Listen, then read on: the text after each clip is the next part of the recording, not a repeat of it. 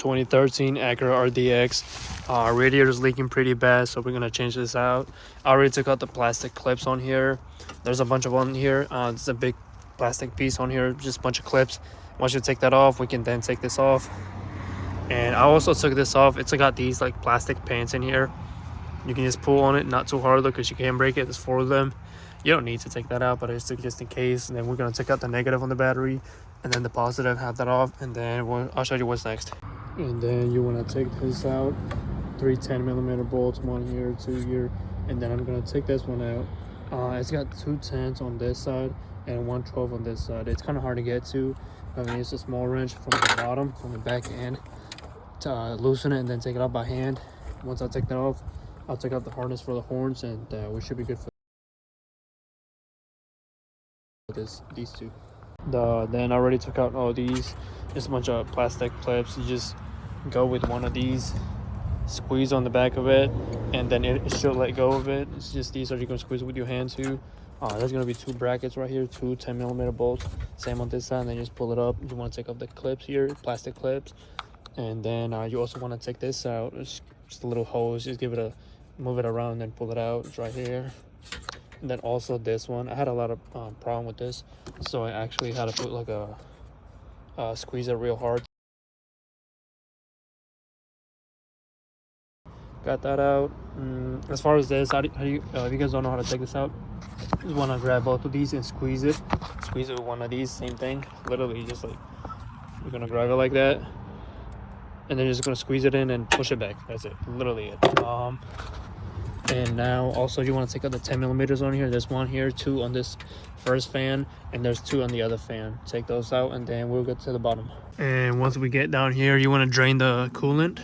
Just turn this counterclockwise. You don't have to take it out, just let it drain.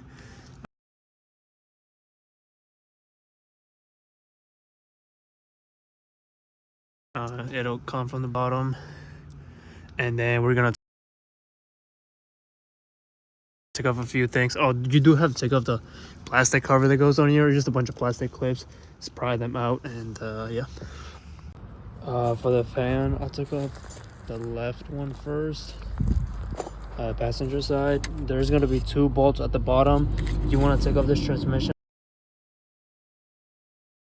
line. Same thing, same little clip right there. Squeeze it, pull it off. There's gonna be a plug right there. You just want to take that off. That one might be hard to get from the top. I got it from the bottom, so I think, yeah, from the bottom I got it. Once you get those 2 out, you're just gonna mess around with it. You're just gonna pull this back or push it back, and you should be able to get it off. This one's only got 2 bolts on the top, so you can start moving it, but there is a plug on there, so you can't take it off quite yet, and I'll do that in just a second. For the second fan, it's really hard to get to that plug right there, so I took out the battery and should be able to get to it now. Okay, for that one plug down there, I don't know if you can see it right there, that's the second fan. It was really hard to get out, so I had to like push on one side of it with this screwdriver and then pull on the plug. I finally got it out.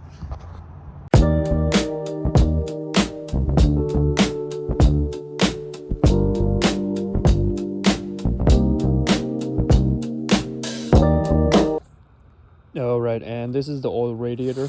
I'm gonna show you what you need. For me, at least, I had to take out the sensor.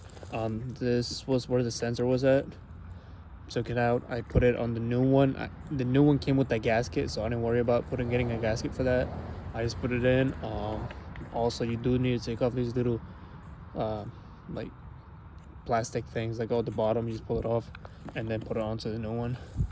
And other than that, we are good with the old one, and I can get rid of it now.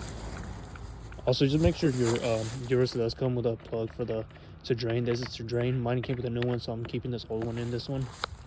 And as far as the new one, putting it in is the exact same thing as taking it out. I put in the radiator first, and then I put in the right fan, put it on the left side, pushed it to the right, and then I put on the left side fan.